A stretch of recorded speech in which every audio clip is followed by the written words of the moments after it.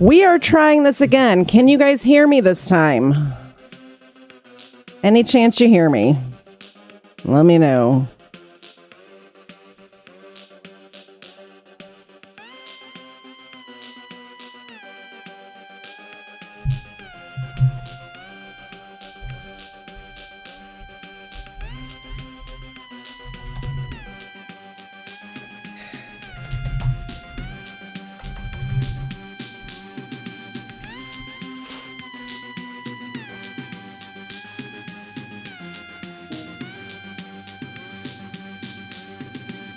I'm going to do a little shorter intro, but I do enjoy this intriguing music from Woofy Productions. Let's give him a shout out right now.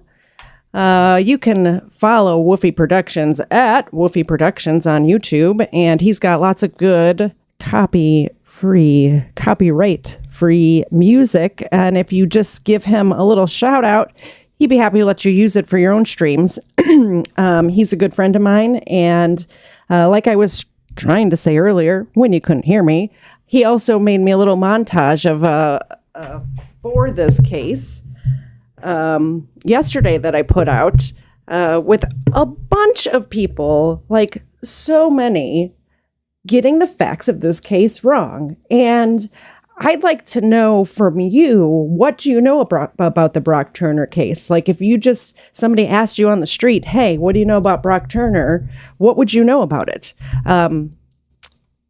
If you haven't talked to me about it, because I'll tell everybody what I think of it. So I'm going to play that first so you can see what I'm talking about. This is what was put out about Brock Turner at the time and even after. Some of these clips are after the case was already done and everything. So let's play this and you'll see what I'm talking about. The worst people we talked about in 2016. Brock Turner. January 2015, 2 graduate students see Brock Turner raping an unconscious woman. So Brock Turner, convicted of rape. In this case, when you rape and brutalize in a sexual way a completely defenseless, unconscious woman. You got Fogel and Stanford rapists neck and neck in a real race to the gross. Yeah. Right? Actually, is the Stanford student athlete who was accused and later convicted of raping a young woman. He does not see himself as someone who is a convicted rapist or a criminal. All right, so sticking with Stanford rapist. It's because you raped someone.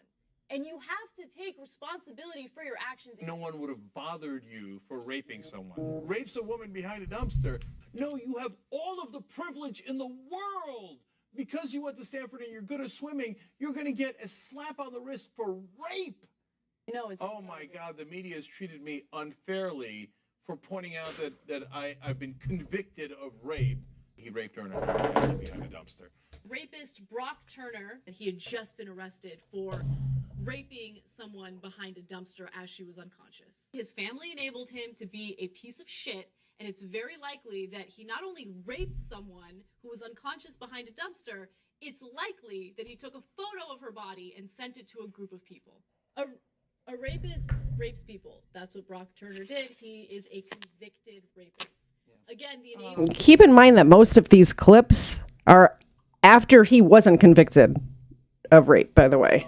Just adds insult to injury, and it's sick. Brock Turner was the former Stanford University swimmer who was caught raping a woman who was unconscious behind a dumpster. So you're saying, don't drink too much, otherwise you'll rape women behind a dumpster. Yeah, there are plenty of people who drink, who get drunk, and aren't immediately, convinced that it's a good idea to go rape people. Now, Brock Turner was the former Stanford swimmer who was caught raping a woman who was unconscious behind a dumpster. BrockTurnerRapist.com.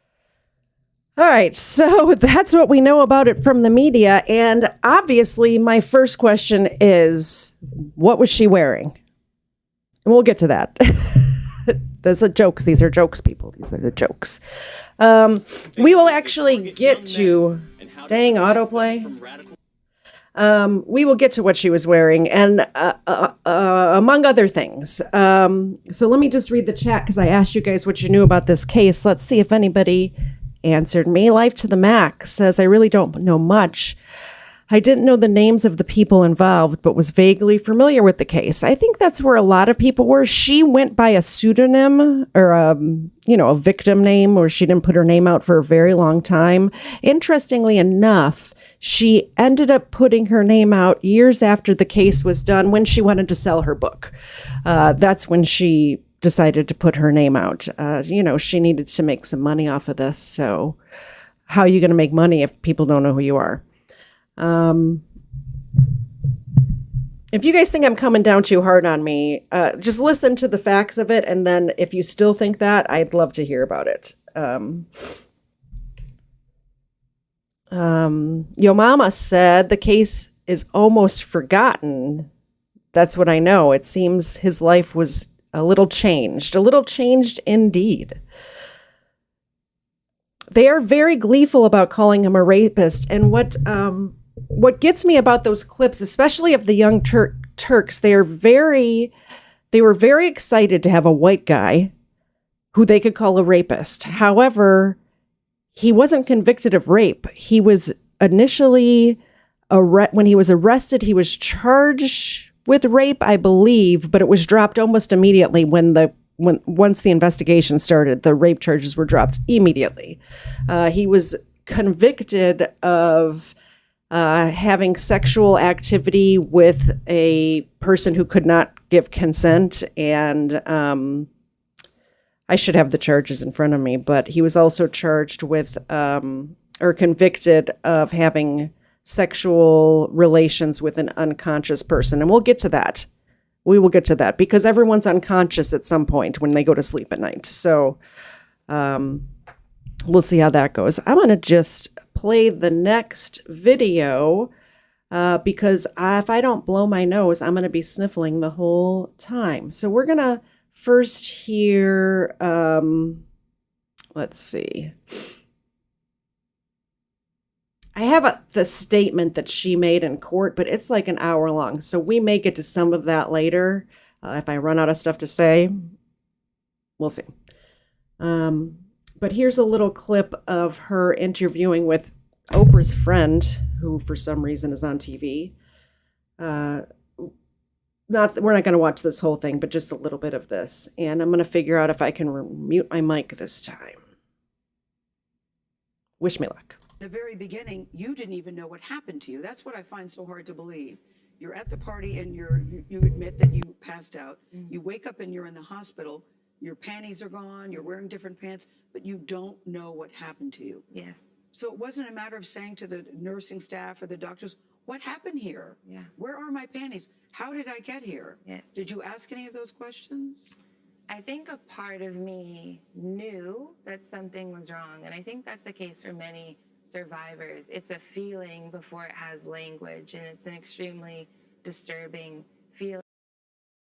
She had a feeling that something was wrong. And you're not ready to accept the reality of having your life changed. Suddenly there's something you have to attend to. There's something you have to grieve. You're going to take years to heal. You can't accept that in a single moment. You want to believe that your life will continue as it was. And I think many people, it's almost like they don't think we have lives before this. It's like we have dreams and goals, and suddenly you're derailed. Why should we stop everything we're doing to pursue this case, to go?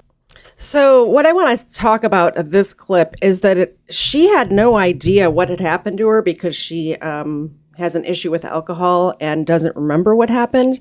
But the main thing I want to point out about this is that I believe that the aftermath of her, of what these Eurotrash Swedes did to her by telling her that she was a rape victim was more traumatic to her than anything that happened that night.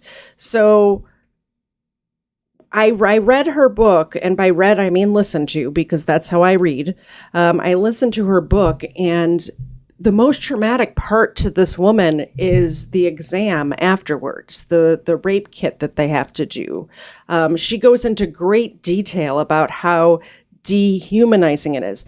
And don't get me wrong, if you are actually raped, you need to do this so that that rapist does not go out and rape somebody else.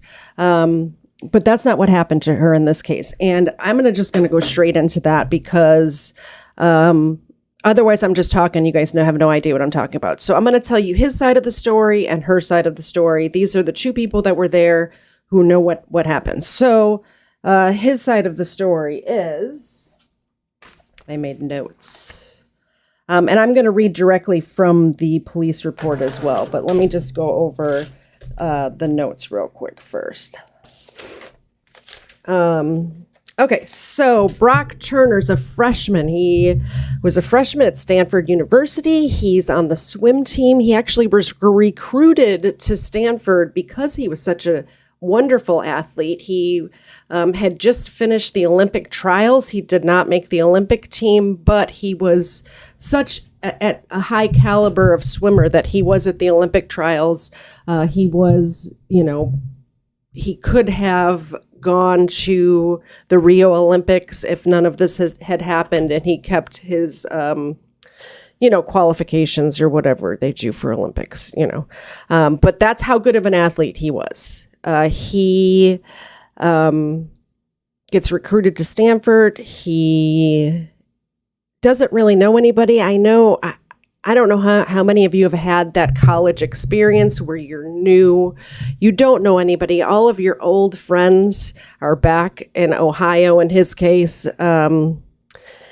He's trying to fit in. So that night he goes to a party at one of his fellow swimmers' dorm rooms. And this was, let's see, it was in January of 2015.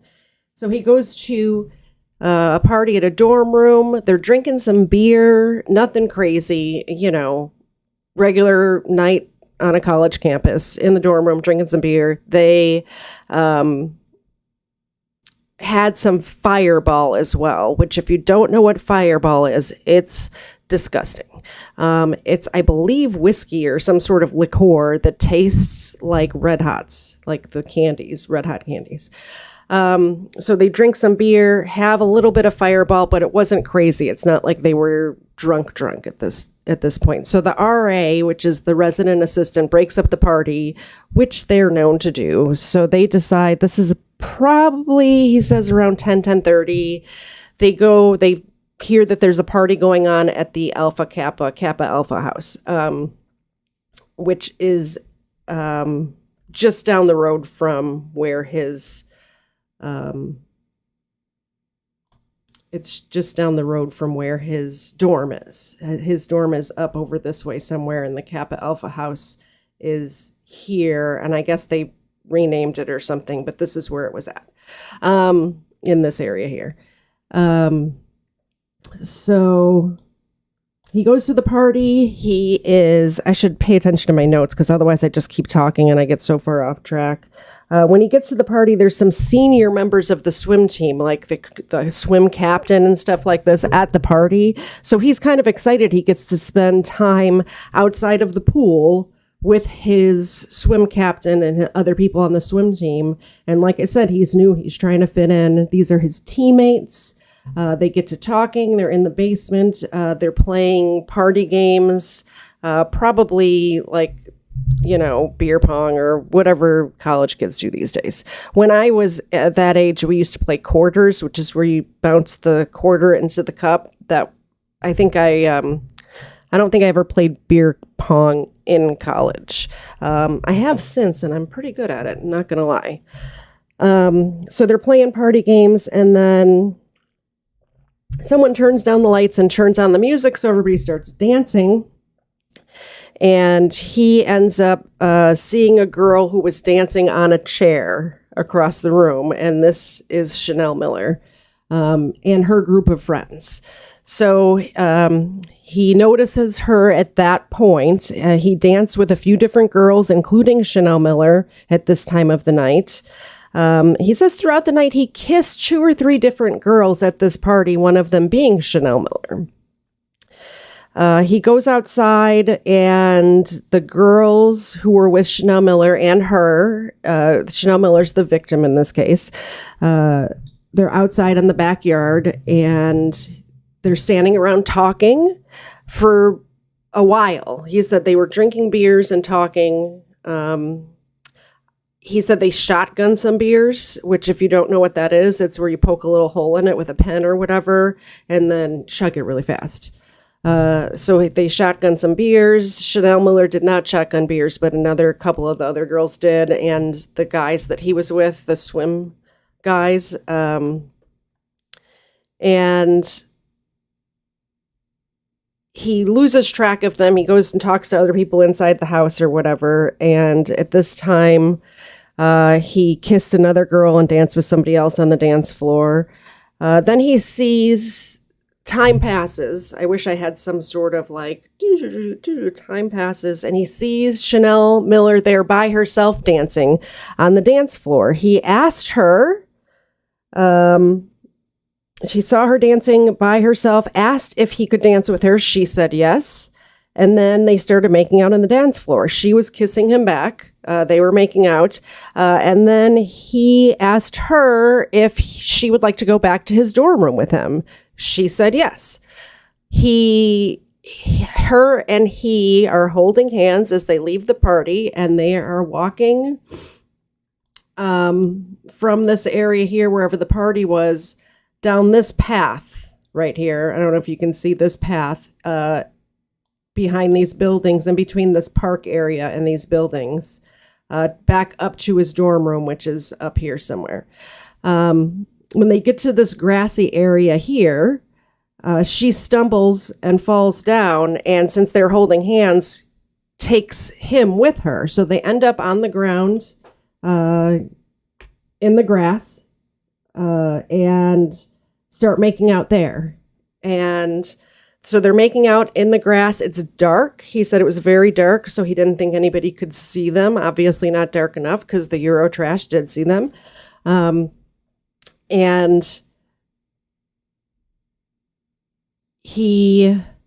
so they're making out. She's actively making out with him. He says very specifically that she has her hands on his back, like rubbing his back. She's kissing his neck and kissing him. He asked if he could finger her. I hate using these words, but this is what happened. She affirmatively answered. I don't know if that means she said yes. It seems very weird to ask that. It seems like something that just kind of happens. But he says he actually verbalized it, and she either nodded or affirmatively answered. And not to mention the fact, all of the signs that she was giving at this point were yes, yes, yes. She is making out with him at a party on a dance floor. They're grinding, it says in the police report. They're grinding on each other on the dance floor. They're making out.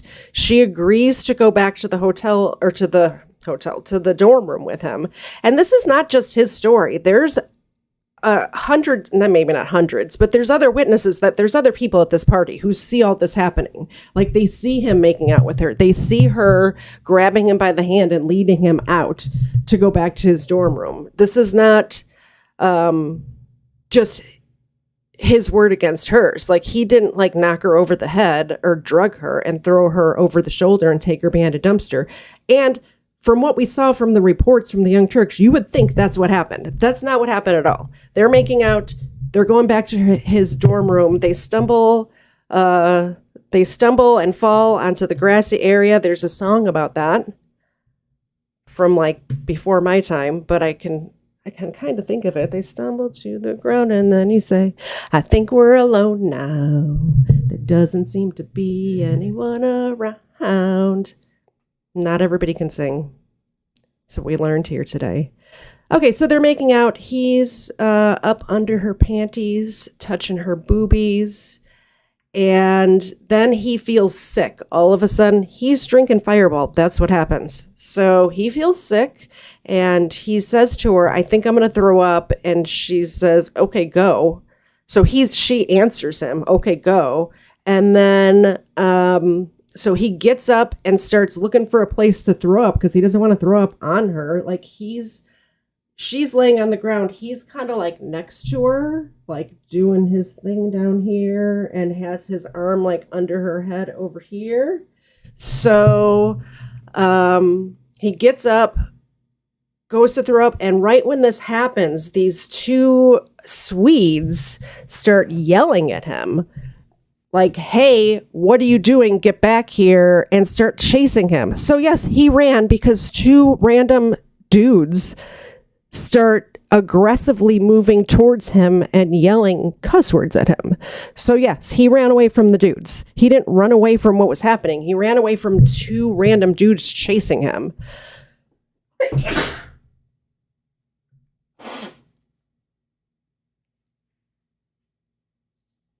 That one snuck up on me. So he runs away. These guys assault him. They tackle him and put him in a headlock and then bend his arm behind his freaking back and hold him on the ground. And then somebody says, call the police. And he's like, yes, call the police, because he just got assaulted by two random dudes. So yes, call the police. He's agreeing, yes, call the police, because in his head, he's done nothing wrong. He's making out with a girl that he met at a party. This is what happened. And then, we know what happens from there. Everything gets twisted or whatever. Okay, so that's his side of the story. Any questions, class, on his side of the story? Ooh, it's hot in here. Let me see if I have anything on his side of the story. There is one thing I want to play about his side of the story. This one. Okay, so this is from Dr. Phil. And this woman here is awesome. So I'm going to play this short clip real quick.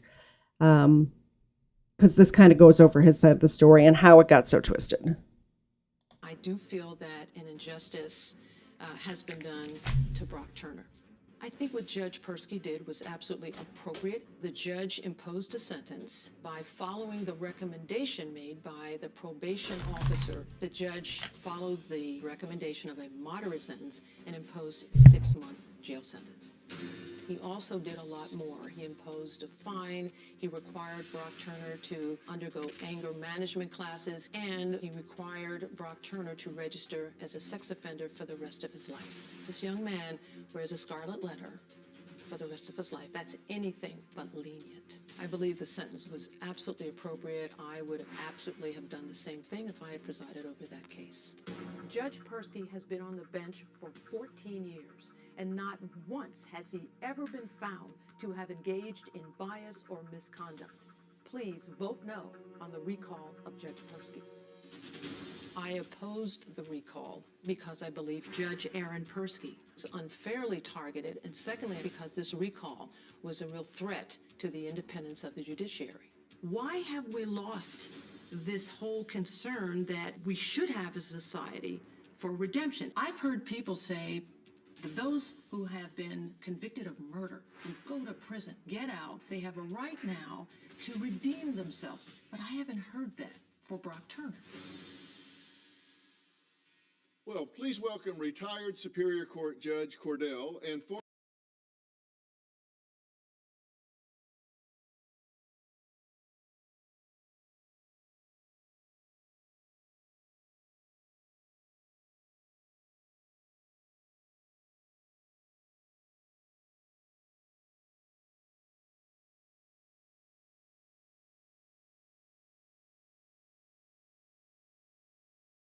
former district attorney Michael Kraut, who believes that the Brock Turner sentencing was an outrage. Now, joining us live from Boston. Thank you, Life to the Max.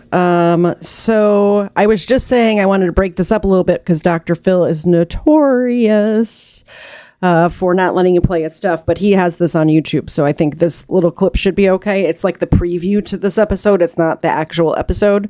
Anyway, I just wanted to show or to tell you, to jump in here to tell you that the judge in this case, people were highly upset with the sentence that Brock Turner got. So they tried to and successfully recalled this judge. Actually, no, they didn't recall the judge. I believe that he stepped down to like a civil court or something like that. But I'm going to continue playing this because it is very interesting.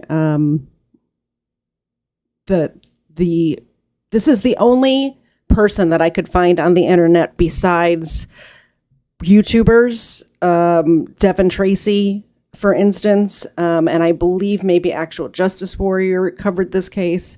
But besides just random people that aren't media people, this is the only person, this judge who we just heard from, who think that this case was decided correctly.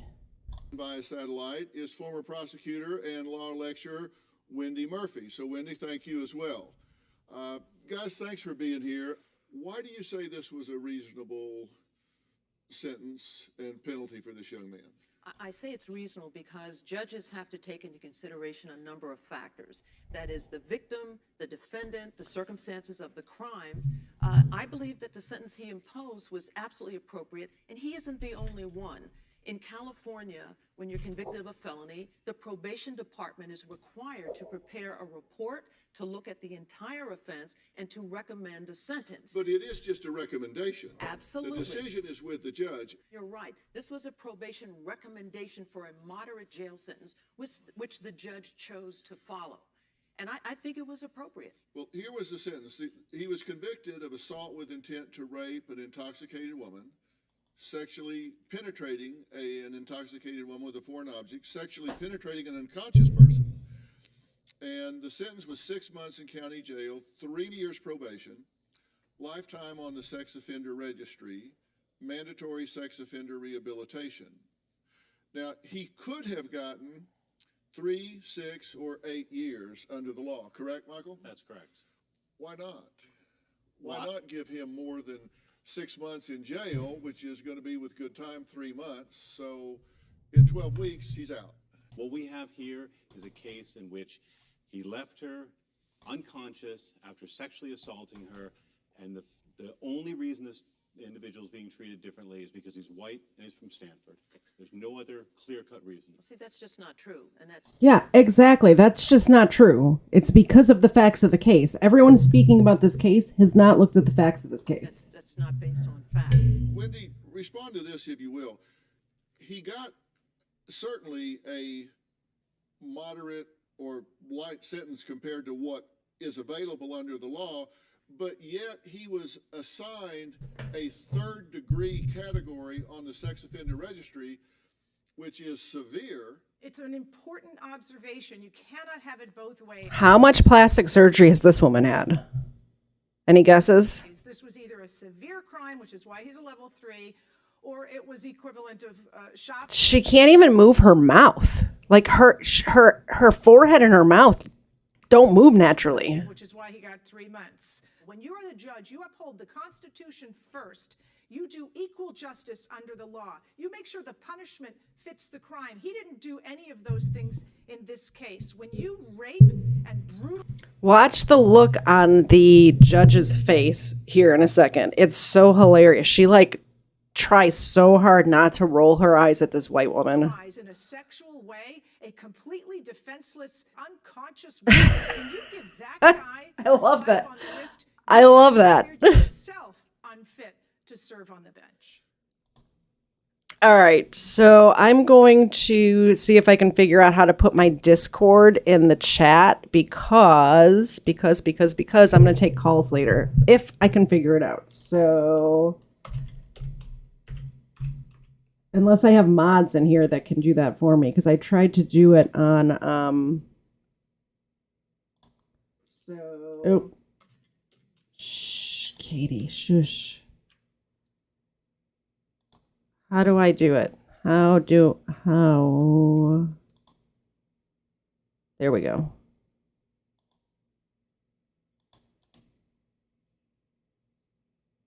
Why is it not doing it? This is very good content, isn't it?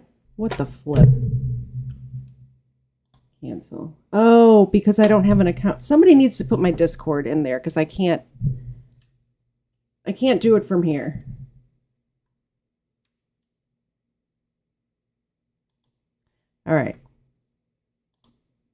All right, so if someone could please put my Discord in the chat. So you have to be logged into Discord for 10 minutes before it lets you do anything on there. So that's why I'm doing it now. And I know Life to the Max is in there. Aimless is in there. I know Mr. Zed is in there. I'm not sure if number 2 is in there. Major Victory may or may not be in there. But anyway, if you want to call in, please join the Discord so we can do that later. Let me get to her side of the story. Oh, I forgot I was going to read directly. Do you guys care? I was going to read directly from the police report, too.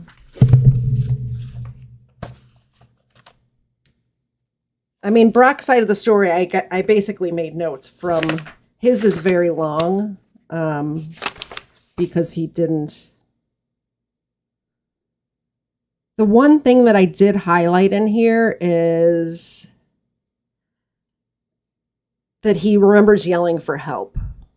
So this just goes to show his state of mind. This is after he got tackled and all that. It says, he then stated that he doesn't remember what happened after he stood up from the victim and ended up being pinned to the ground. He does remember yelling for help after being pinned to the ground. Turner stated that his intentions were not to try to rape a girl without her consent. He just wanted to hook up with a girl.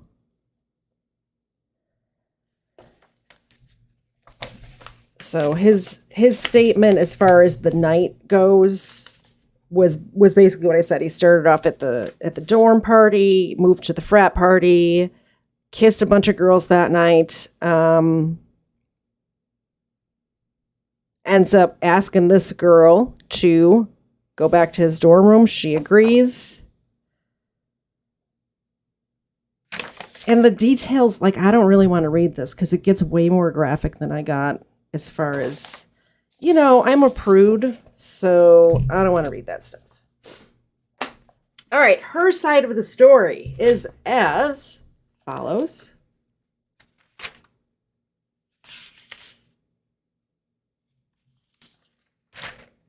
Her side. She started out the evening at her house. She lived with her parents in Palo Alto, which is the town where this college campus is at.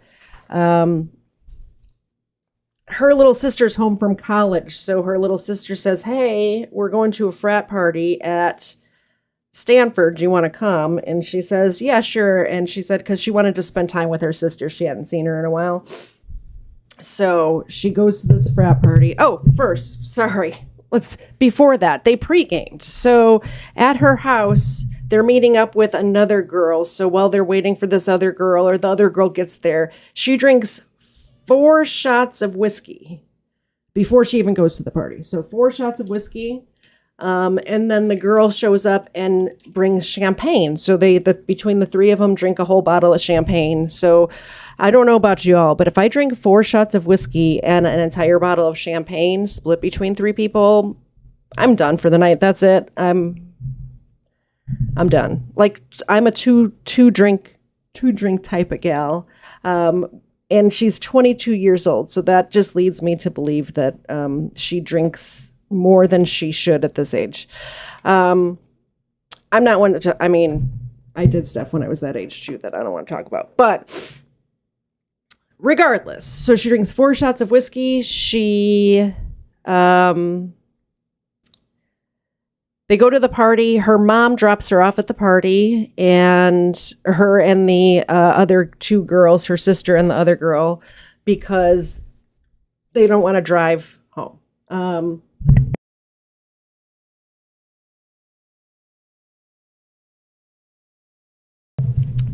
Which is, I think that is a good move on their part. They know that they're going to be drinking at a college party, so that's what happens. Okay, so 4 shots of whiskey, several glasses of champagne.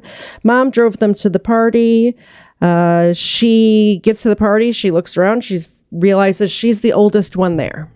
And she thinks it's kind of funny. So she decides to drink more beer while she's there. She dances on a chair, not on a table. She gets up on a chair and starts dancing. She finds a bottle of vodka, which is interesting way to put it. So they're just like, like an Easter egg hunt, I guess. Finds a bottle of vodka and starts drinking the vodka, and they're not measuring it or anything like that. So she says she believes she drank 2 to 3 more ounces, which an ounce is a shot. So 2 to 3 more ounces of vodka on top of the 4 shots of whiskey and the champagne that she already drank. Then they go out on, they decide they have to pee. And I'll tell you from experience, and actually I believe this might have been live streamed at one point, sometimes it's better to pee in the woods than it is at a bathroom at a place like that, or in a porta potty, for instance. So they decide, her and her friends decide to go into the woods behind the frat house to go use the restroom. So they go to the woods to pee, and then when they get back, they end up just hanging out in the backyard. They don't go back in. And she ends up talking to the group of friends. Like, she was already dancing with Brock. She doesn't remember who she was dancing with, but according to Brock and other witnesses of the party, they were already dancing inside. They go outside and they run into this group of guys again outside on the patio. She says she remembers it was them because they were all wearing their baseball hats backwards. And in her book, she kind of makes fun of them for that, which was interesting because that's just kind of how people wore their hats back then. Anyway, so after drinking 4 shots of whiskey, 3 shots of vodka, beers, and champagne, her friend that she was with decides she's not feeling good. She needs to go home. The friend that they were there visiting lived on campus. So her sister and the friend that met them at their house take this girl back to her dorm room and leave Chanel Miller at the party by herself, and think they said that she seemed fine when they left. This is where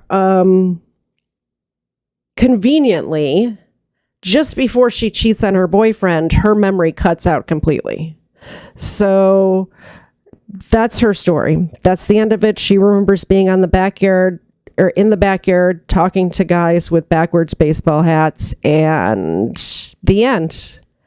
The next thing she remembers, she was in the hospital. So as we know, according to other witnesses and Brock Turner himself, that they ended up dancing again together, grinding on each other, making out, and she agreed to go back to his dorm with him. No memory of that at all.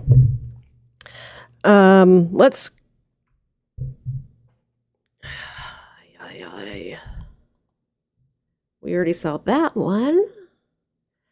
I'm going to play some of this. This is her. During the trial, she wrote a victim impact statement, which is like an hour long. She wasn't able to read the whole thing, but this is the reason why this case got me so much. This is in frickin' Congress. They're reading this victim impact statement. This is what got the Me Too movement rolling. All of these lies about just every little thing. Like, if a guy looked at you wrong for a time there, people were yelling "Me Too," and it was just, like, you couldn't even flirt with a woman at this time. It was ridiculous. Speaking is difficult sometimes. Okay, so it's ridiculous, and I want to play you some of this because these are our representatives reading this girl's lies in the United States Capitol. I'm not going to play the whole thing because, like I said, it's like an hour long, but we'll listen to at least the first few minutes of it. Without objection. Your Honor, if it's all right, for the majority of this statement, I would like to address the defendant. I'd like you to notice the letters next to each one of these people's names who's reading this. I look for patterns, and I see a pattern there. Directly. You don't know me, but you have been inside me, and that's why we're here today. On January 17th, 2015, it was a quiet Saturday night at home. My dad made some dinner, and I sat at the table with my younger sister, who was visiting for the weekend. I was working full-time, and it was approaching my bedtime. I planned to stay at home by myself, watch some TV, and read, while she went to a party with her friends. Then I decided it was my only night with her. I had nothing better to do, so why not? There's a dumb party 10 minutes from my house. I would go, dance like a fool, and embarrass my younger sister. On the way there, I joked that undergrad guys would have braces. My sister teased me for wearing a beige cardigan to a frat party like a librarian. I called myself Big Mama because I knew I'd be the oldest one there. I made silly faces, let my guard down, and drank liquor too fast, not factoring in that my tolerance had significantly lowered since college.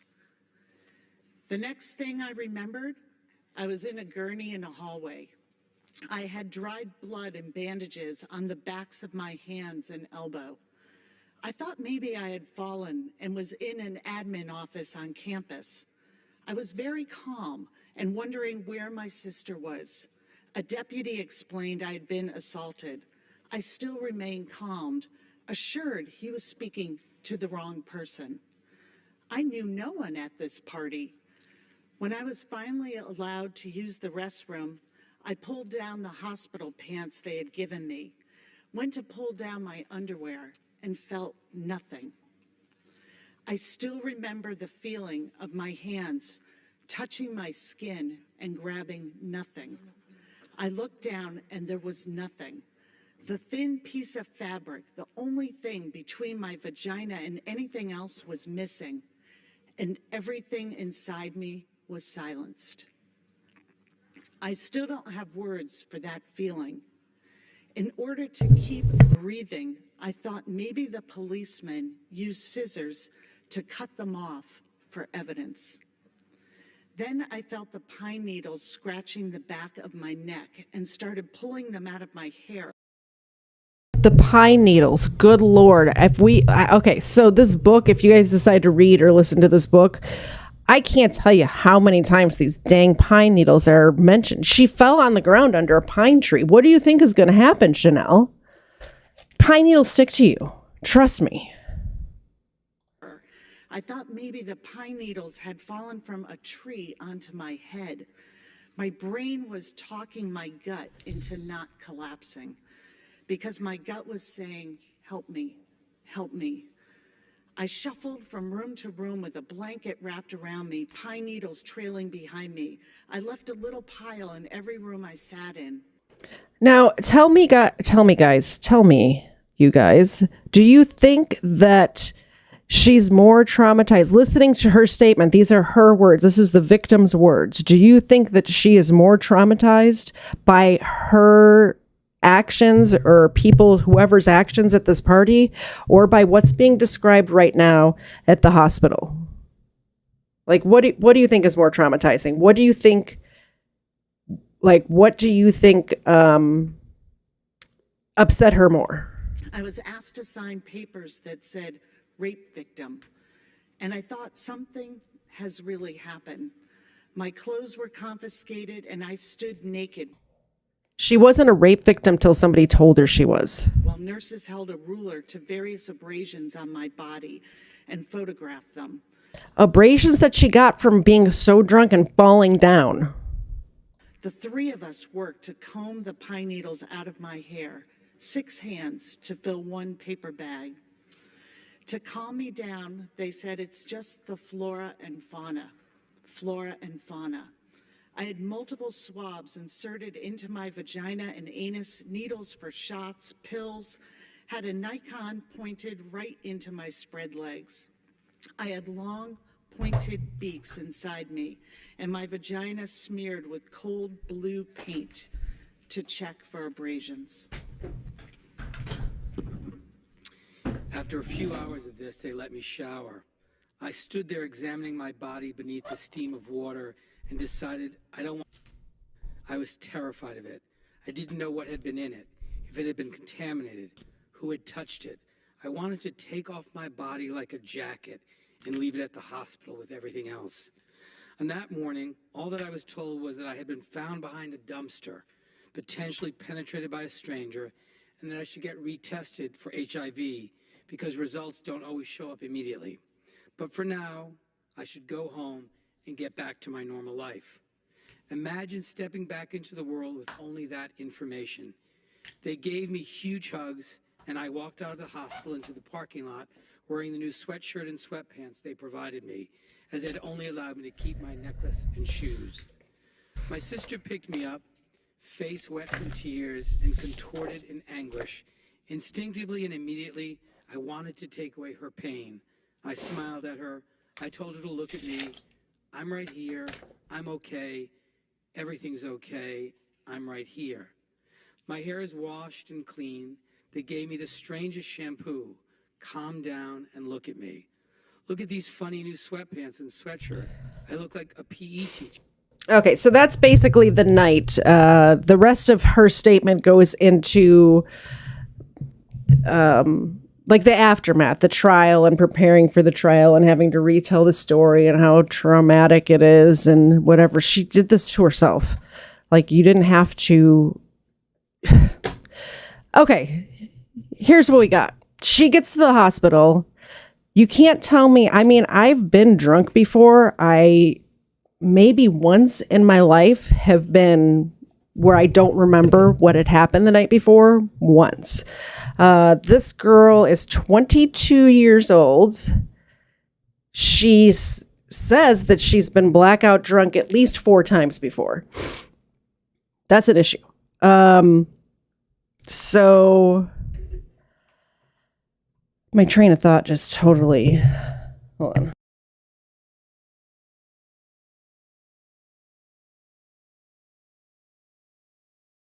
Why is it that every time I start streaming, my sinuses just decide to start draining? Every single time, it feels like. Anywho, she gets to the ER or the wherever she is, the hospital, because these Swedes, I'll get to their statement here in a second, think that she was being raped. She has no idea what happens, according to her. And then she's got an option. You can pick what's behind door number 1 or door number 2. Door number 1 is that you're a whore that cheated on your boyfriend. Door number 2 is you're a rape victim. She picked the rape victim. She did not pick I'm a whore and cheated on my boyfriend, because now this has gotten so blown out of proportion that it's going to come out what happened. Like, whether she says, oh, no, you know, like her boyfriend was calling her, she wasn't answering. He actually testified in the court case that he talked to her at one point and she was so out of it. She had no idea what was going on, and he heard male voices in the background. So she know this is where she knew she fucked up. So she decides to go with I was a victim. And then things spun out of control from there. Like, there's no taking it back now. Let's get to the Swede story. So these Eurotrash Swedish guys, I'm going to give you a little, like, I didn't write down their story, so I'm going to just tell you what I know, and then I'm going to read you their statement. That's Chanel's statement. Swedes are riding by on their bicycle. They happen to be going to the same party. It is about 1:30 in the morning at this point. They're going to a party on their bicycles. Whatever.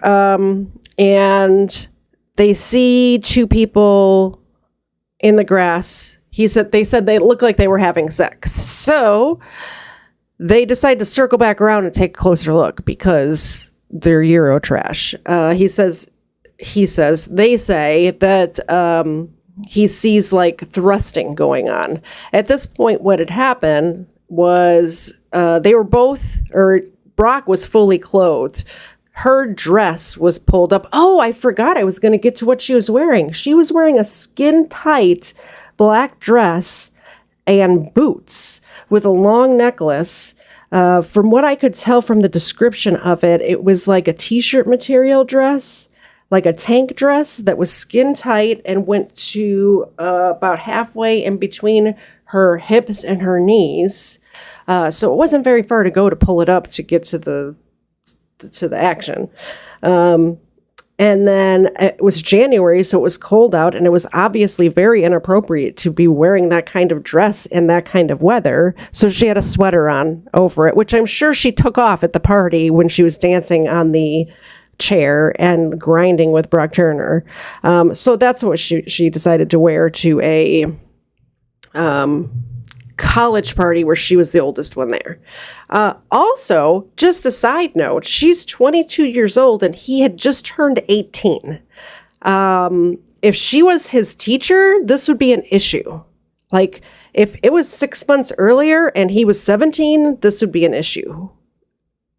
So, yeah. And she specifically knew that she was the oldest one there because she says it in the police statement. She says, I knew I was the oldest one there. Everyone was much younger than me. Yeah, maybe stop trying to make out and go back to people's dorm rooms who are, 18. He's a kid. All right, so back to the Swedes. Swedes ride by on their bike, sees a little action going on, decides I need to see what's going on over there. So they circle back around, and that's when that's when he got up and was going to throw up. And they thought he was running away, I guess. I don't know. Their story changes, by the way, from their initial statement in the police report to what they say in court. Their story changes. So let's just read to you their story. I got to get over here by the light because I can't see. I don't know if you guys know this, but I'm blind. All right, Johnson is the guy's name. This is the statement. This is the police report. This is what the policeman wrote.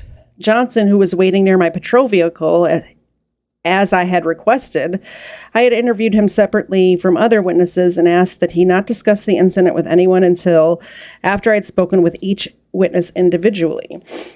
Johnson was identified by his identification card. It should be noted that several times throughout giving his statement, Johnson became very upset. Wait for it. Johnson became very upset to the point where he began crying while recounting the incident. Seriously, dude? Really? He had to stop and take several deep breaths before being able to resume giving his statement. He said that it was very difficult. He said that it was very disturbing. It was a very disturbing event for him to witness and be involved in. But he had just reacted to the situation at hand without really thinking about it. He stated the following in summary. At approximately 055, which is almost 2 o'clock in the morning, he was riding his bike with his friend Arndt along the path that runs behind Jerry House and Kappa Alpha. So let's pull the map back up so you can see. This is Jerry House, and I think this is Kappa Alpha. So they're riding their bike here, and this is the grassy knoll where this all...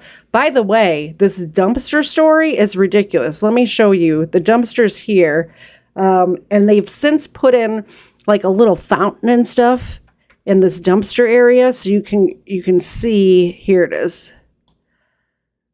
So this is the path, and they put this fountain in and these seats. This is where the dumpster was. They were on the grass back here. They weren't, like, he didn't drag her behind a dumpster. But if you listen to any news reports, the first thing you hear is the Stanford rapist who dragged a girl behind a dumpster. That didn't happen.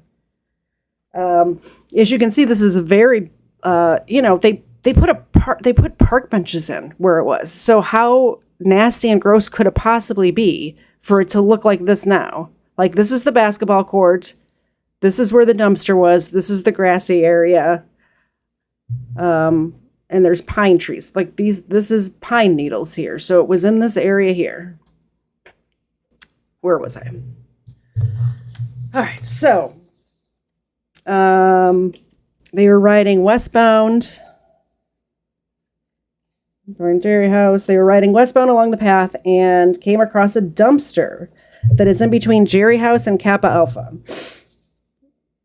Johnson said movement caught his eye, and he looked over and saw a male subject on top of a female who was laying on her back on the ground near the dumpster.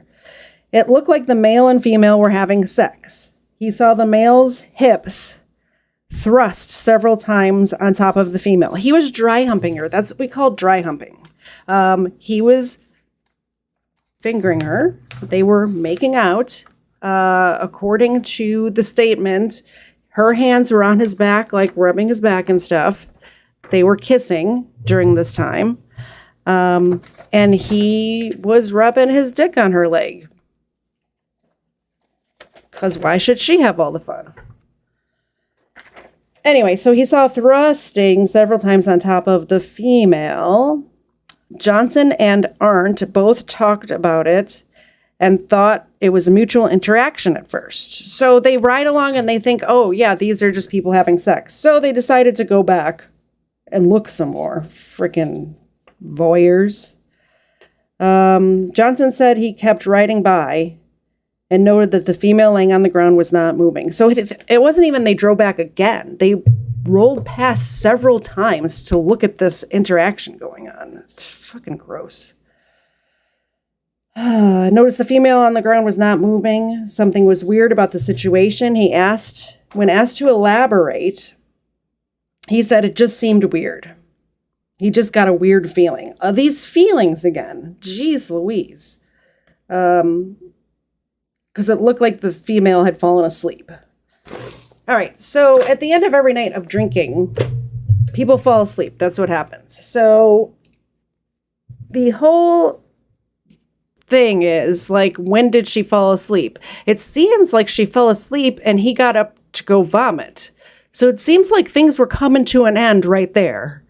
However, they convicted this man of attempted rape. His penis was never even out of his pants, and he was done at that point. He was going to throw up at that point. It's crazy.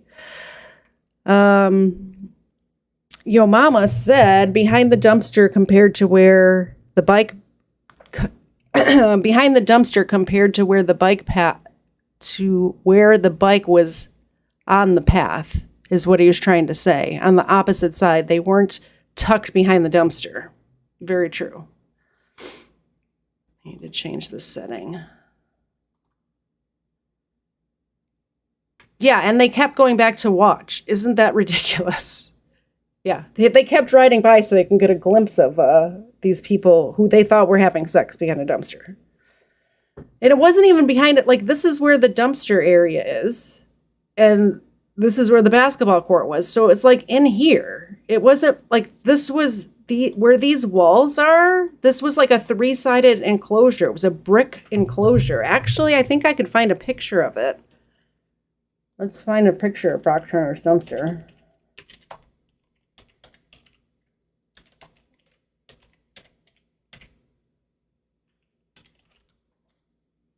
Here it is. So it's got walls to it. Let's see. So you can see, so this is where that fountain is and stuff now. This is what it looked like at the time.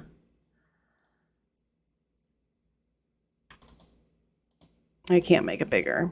So they were back here in between the basketball court and this dumpster enclosure. They're just happen like people on college campuses have trash. They have to put it somewhere. Where's my outline? I'm getting off track. 4 shots of whiskey, yada, yada, yada.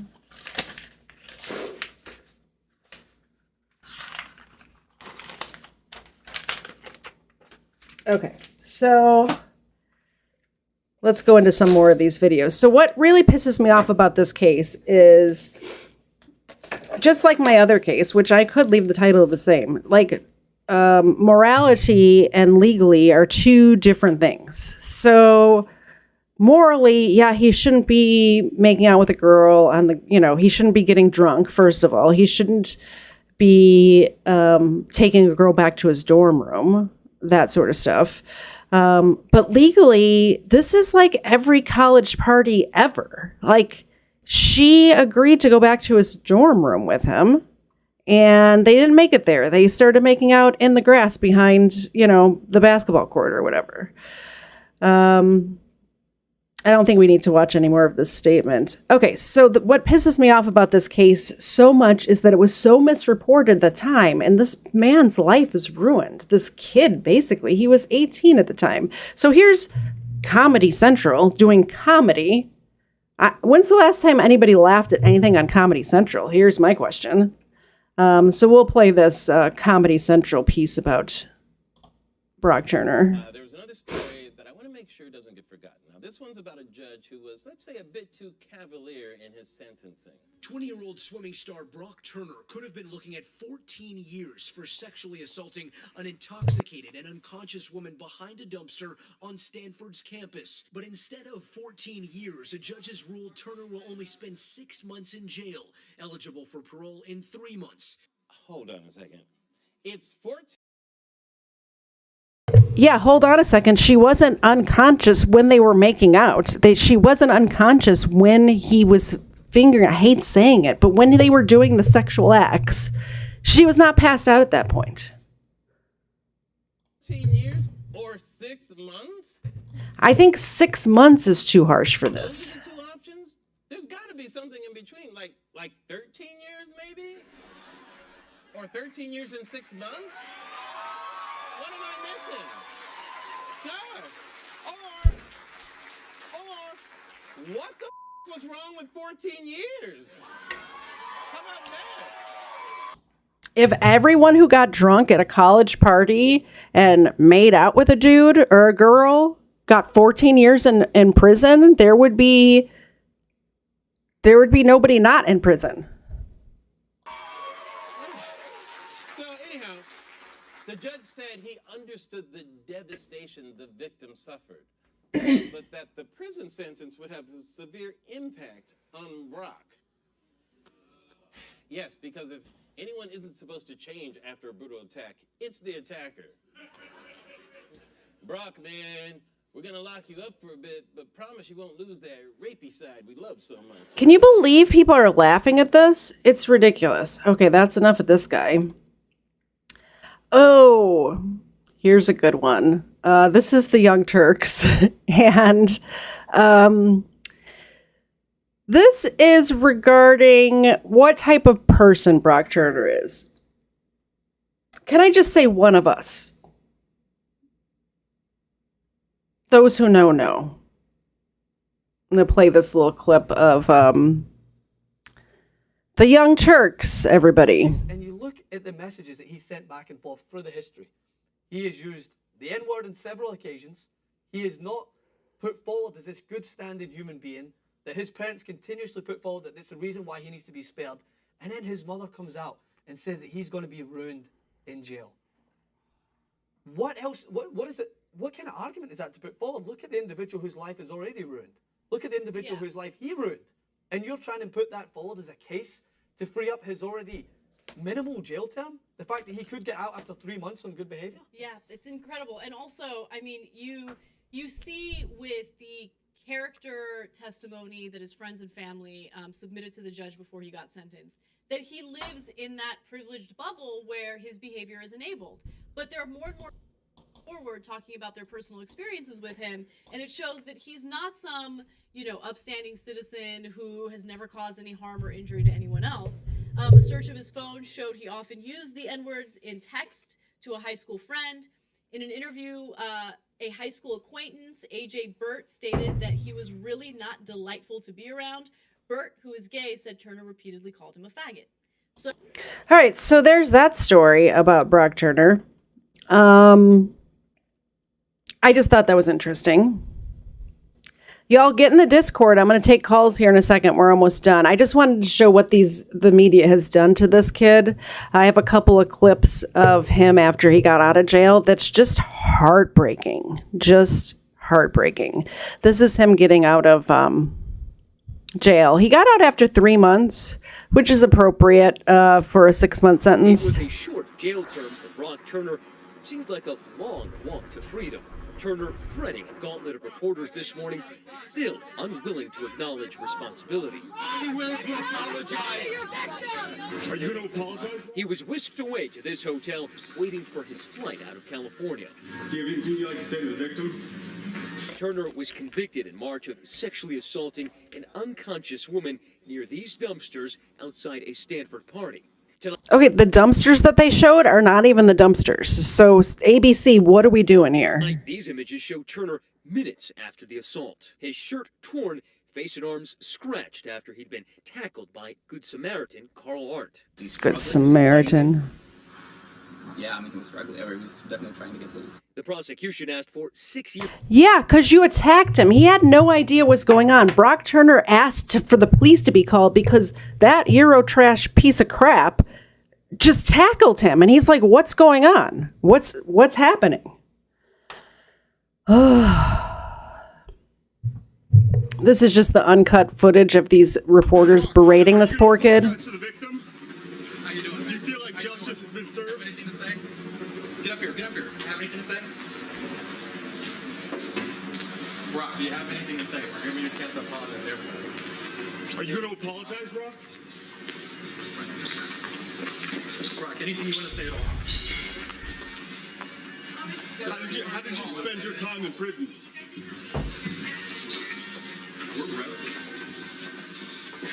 Brock, how you doing? How's it feel to be out? Like, notice the hotel staff ask them to leave. Like, ask the reporters to leave, and they just totally ignored them. Do you have any plans? Just tell us. If you could just apologize. Would you like to apologize? Have anything to say at all? Brock, do you have anything to say?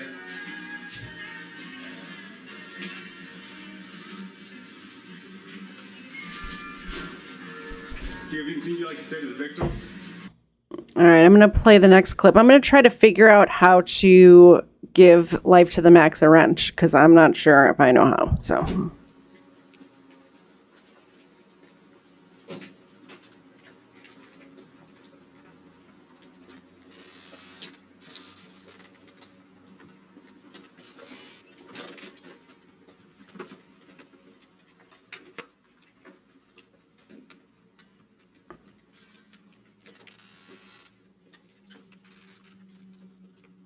Oh, this is him signing up to be, he has to sign up to be a sex offender, and these people just won't freaking leave him alone.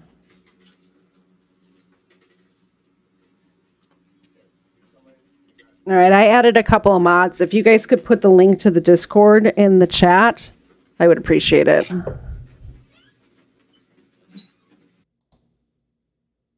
NBC News fans, thanks for checking out our YouTube. What autoplay? Who's autoplaying?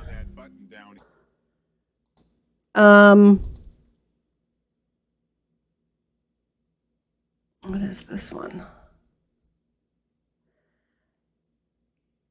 All right, so I guess that's the story. I'm trying to think of if I missed anything else.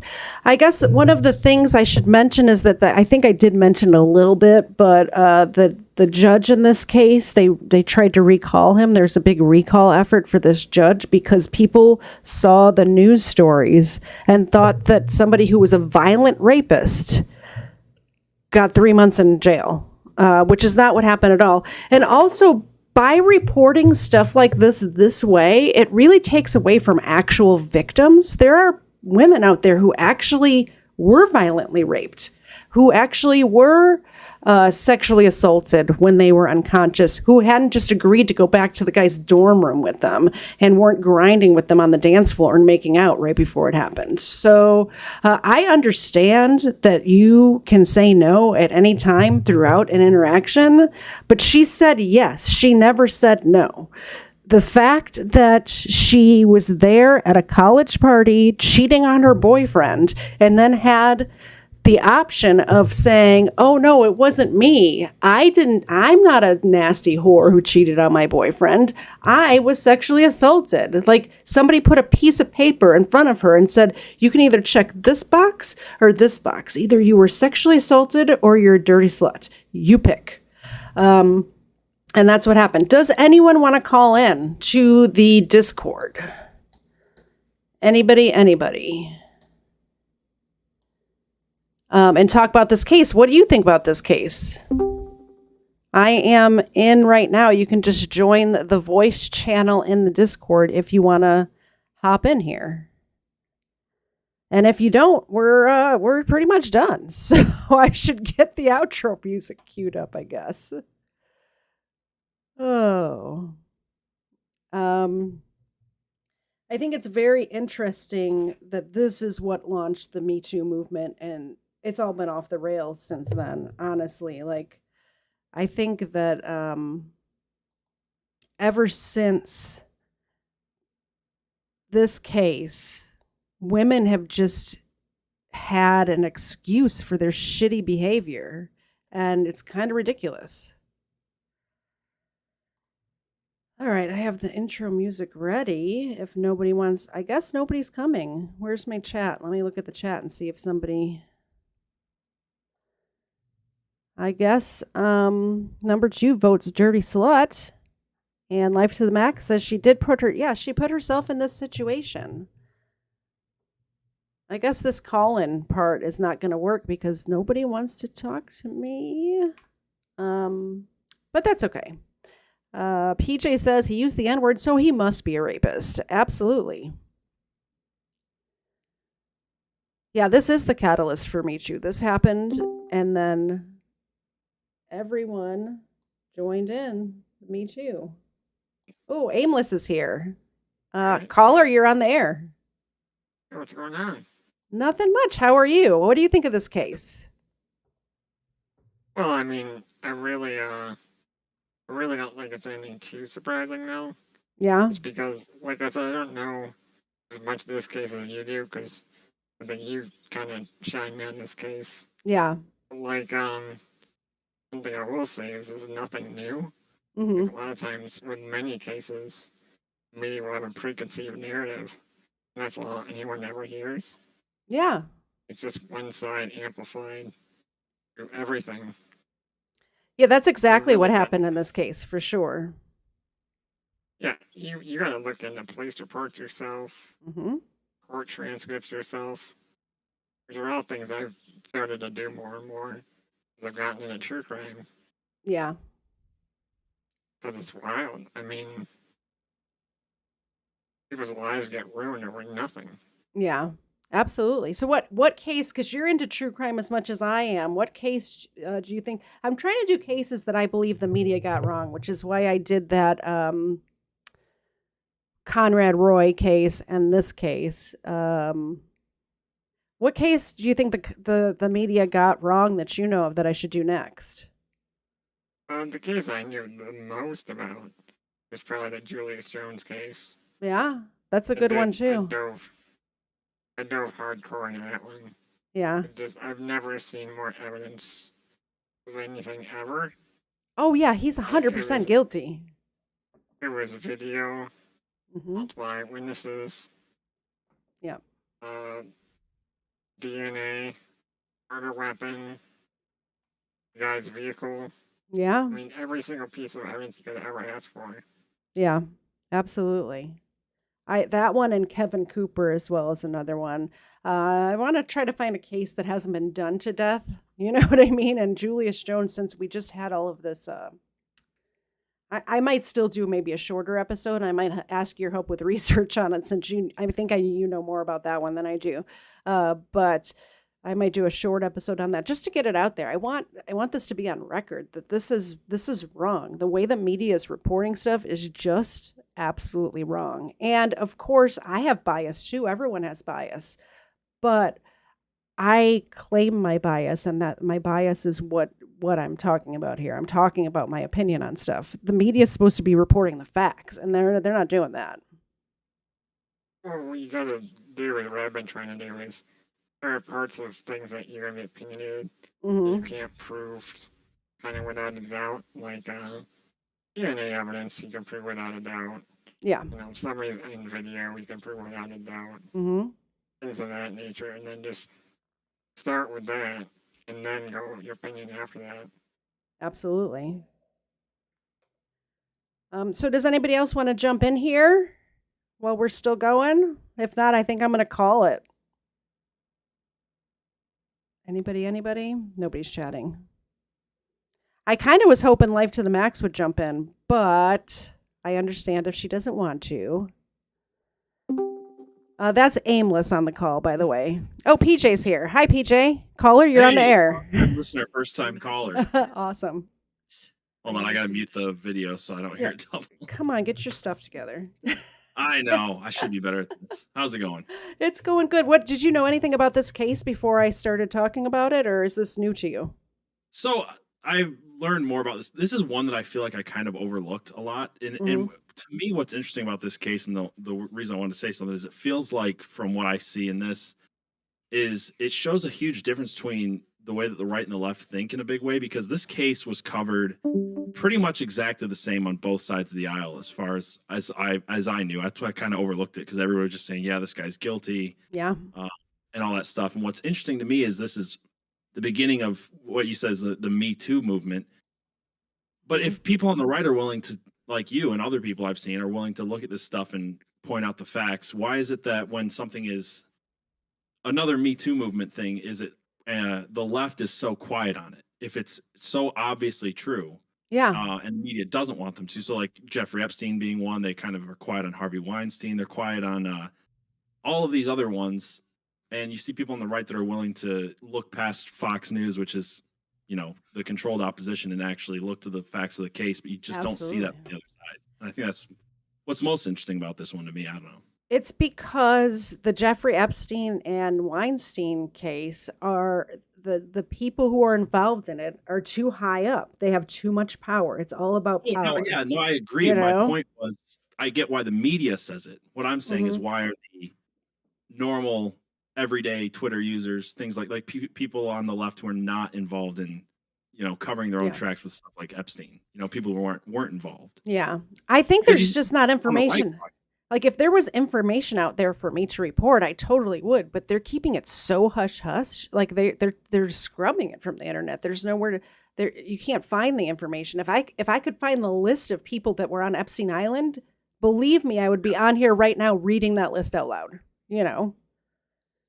So. No, yeah, I agree with you. I guess what I was saying is, you see that call from the right, you don't see it from the left. Absolutely.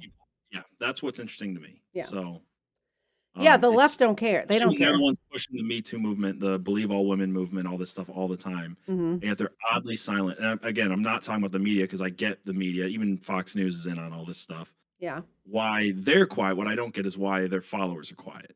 I don't know. Because the followers of, the right-wing normal person, you and me, that aren't involved in mainstream media are talking about this stuff. But you don't see the same push on all sides when it's so obvious. Yeah. Obviously true. We know that there's the little black book from Ghislaine Maxwell, and no one's talking about this on the left at all. Yeah. Absolutely. But yeah. And even with this case in particular, Fox News wasn't. They either just were staying silent on it. They weren't reporting the facts. No one came out in this kid's defense. Not a single person at the time.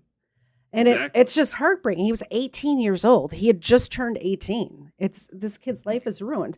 He has to not only change his name, but how is he gonna get on with his life unless he opens up his own business where he's not actually seen, or gets a bunch of plastic surgery? I don't know how this kid lives the rest of his life, Yeah, and it's sad, and that's another sad thing too, is like there aren't big names out there that are pointing this fact out and trying to help save this kid's life. I mean, that's what happened with Kyle Rittenhouse. This kid's life would have been ruined if it wasn't for enough people. Yeah, luckily, there was a push from the right side all the way up, as far as big as the influencers go, to try to point to the real fact of this case. I mean, Steven Crowder was one of those people who, like, day one was pointing out, like, here's the video. You can see this kid, this guy calling him the N-word. You can see who drew the gun first. Yep. So you saw that push for someone like Kyle Rittenhouse. It's really sad you didn't see that for Brock Turner. Yeah, and the same thing happened with Nick Sandmann, is people came out in his defense as well. 100%. And honestly, some of the coverage, like just research, I've been researching this case for about a month. I like to absorb myself 100% in the case before I talk about it. And some of the coverage that I've seen, especially from the Young Turks, and obviously they can't be trusted, but they need to get their ass sued by this guy. After the trial was over, they're saying on their news show, convicted rapist Brock Turner. convicted rapist. Like, he wasn't convicted of rape. How can you say that and get away with it and not get sued? Like, maybe that's not how he needs to make a living, by suing these news outlets. Like, Nick Sandmann started it. Kyle Rittenhouse is following up. It's Brock Turner's time, you know? Yeah. I think unfortunately for Brock Turner, it's just not politically because with the other ones, at least the majority of people could see, or at least one side of the aisle was definitely able to see Nick Sandmann was innocent. They were able to see that Kyle Rittenhouse was innocent. I don't think enough people, like, because whenever I heard the name Brock Turner until recently, I think it was Aimless that first pointed this out to me on Twitter, and then watching what you said, I had just assumed, because I never looked. This is just one case I just overlooked. Yeah. And it's sad. I just assumed, oh yeah, this guy's guilty. Yeah. Because there was no pushback. It was just everybody was in agreement that he was guilty. And normally it's not something that I just take at face value, but it was just, I just overlooked this one. But what are you going to do? Sit down and read this police report I have? It's like 40 pages. Like, are you going to sit down and read every single police report on every single case just to see if you're being lied to? You can't do that. Right. Yeah. So I happened to start looking over this, and I'm like, this is bullshit. Somebody needs to know somebody needs to talk about this. Like, somebody needs to know it. So hopefully if you ever hear anybody talking about this case in the future, you can correct them. Like, it just starts like that and it'll spread out. Hopefully, I don't know what else I could do, Yeah, I think I've heard the argument from a lot of people. They say, well, I want to keep my powder dry for the big important arguments and stuff like that. So I don't want to delve too much and, make my name look bad by trying to defend somebody who seems indefensible. And I think that's where we're going wrong, is we're throwing people under the bus because it's politically expedient. Yeah, exactly. And I think that's what happened with this kid. Yeah. It's just unfortunate. Yeah, I believe it. All right. Thank you. Any last thoughts? For me, no, I just I just wanted to call in. Yeah. I'm glad this call-in part worked out, because I'd never done this before, and I thought this is a case where I think I thought people were going to push back and be like, no, he's a rapist. But I'm glad. I guess my arguments were or just the facts, and not even arguments, just giving the facts is convincing enough where people are starting to understand. So I'm glad you guys were my guinea pigs in testing out this call-in thing. I might do this at the end of every stream just to get people's opinions on stuff. Well, I love this idea, by the way. I think this is a great idea. So definitely keep doing it. Awesome. Well, thank you very much. And I will. having me. I think I should promote your show while you're on here. I'm going to be on PJ's show on the 29th, I believe it is. So everybody here, tune into that, and you can see us talking again. Awesome. All right. Talk to you later. All right. Take it easy. Bye. All right. If anybody else wants to call in, now is your time. If not, we're going to wrap this up. My husband's smoking some meat on the back deck right now, and it's starting to smell delicious in here. Oh yeah, it's smoking out there. It's good stuff. Good stuff. Smoking the meat. Anyway, I hope you guys have a great night, and I'm going to just go ahead into the outro music. It doesn't seem like anybody else is interested in talking to me. I hope you all enjoyed this stream, and I guess I'll catch y'all next time. Hit me up on Twitter if you have any ideas for other topics I should cover, any cases maybe that I don't even know about that the media got wrong. I'd love to cover those. And I guess that's it. I never know how to end these things. Follow my Twitter. I am KTZ is not here. At KTZ is not here on Twitter. My DMs are open. You can talk to me. We can interact there. Also on Instagram, it's kt.z. And of course, you're already on my YouTube channel, I assume. So subscribe to my YouTube channel. I need to stay above 50 subs so I can live stream IRL. I'm hoping to go to some political events in the area.